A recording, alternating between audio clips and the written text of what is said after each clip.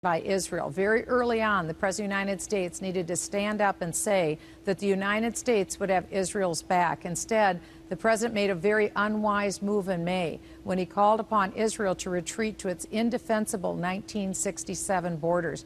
That sent a profound signal to other nations that surround Israel, especially those with hostile designs on Israel. Now we're in a very difficult situation where it appears that the president of Iran, Ahmadinejad, will be in the United States and also be a part of pressing for Palestinian statehood. Now, the problem with that is that Palestine is seeking to do that without, A, recognizing Israel's right to exist, or Israel's right to defend herself, or renounce terrorism against Israel. It's very important that they have to negotiate with Israel, not have this imposed on Israel.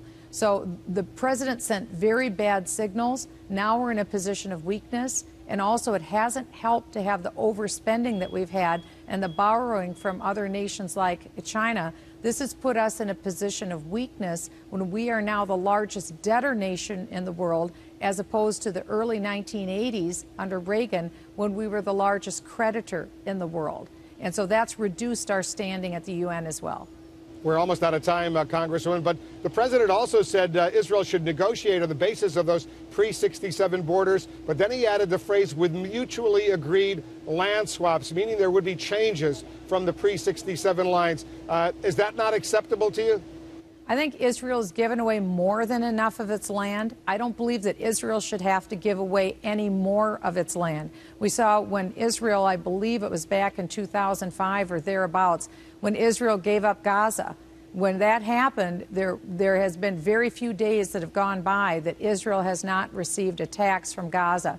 Qassam rockets have continually gone in areas like Sderot and down in the lower Negev area. This has had profound consequences on Israel. And whenever Israel gives up land for peace, they give up the land, but they don't get peace in return. And Israel is in a highly volatile situation right now. And my opinion is that the president has not done Israel any favors by making the unwise speech that he made earlier this year when he called on Israel to retreat to its indefensible 1967 borders. The best thing that the president could do would be to stand up with Israel and make it absolutely unmistakably clear that the United States will stand with Israel and be Israel's ally. Well, we're out of time, but very quickly, so you don't think Israel should withdraw from any of the West Bank? I do not think that Israel should be withdrawing from the West Bank. I also called on the President of the United States to disallow Ahmadinejad, the president of Iran, to step even 1 foot in the United States. It was only perhaps 3 weeks ago that the president of Iran once again said that Israel should be eradicated off the face of the earth. As you recall, it was about in 2005 when he said before that he would use a nuclear weapon to wipe Israel off the face of the earth.